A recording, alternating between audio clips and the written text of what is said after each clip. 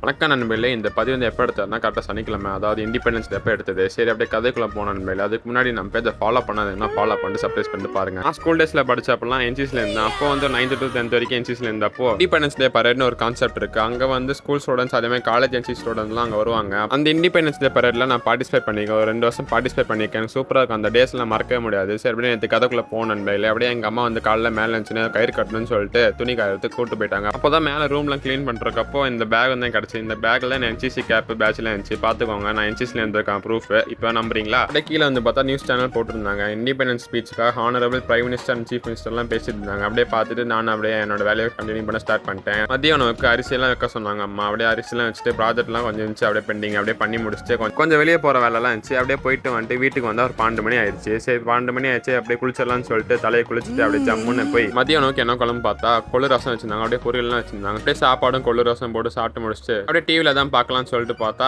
Sri Lanka versus India test match போயிட்டு இருந்துச்சு. அப்படியே பார்த்துட்டு மதியம் ஒரு குட்டி ஒரு போட்டு முடிச்சிட்டேன். அப்படியே மாலை வேலையை சும்மாவே இருந்தேன். என்ன பண்ணுறேன்னு தெரியாம நம்ம மாதாஜி வந்து அடுத்த நாள் சொல்கிற சப்பாத்திக்கு நைட்டே மாவெல்லாம் பெசிஞ்சிருந்தாங்க. சரி, அப்படியே நானும் மாதாஜியை நோண்டிட்டு நானும் கொஞ்ச நாள் லீட் கோர் ப்ராப்ளம் சால்வ் பண்ணி முடிச்சுட்டு இதோட இந்த காணொலியை முடிச்சுக்கிறேன். அடுத்த வீடியோவில் பார்க்கலாம். அது வரைக்கும் தொடர்பில் இருக்கவும் ஒண்ணுமே இல்ல.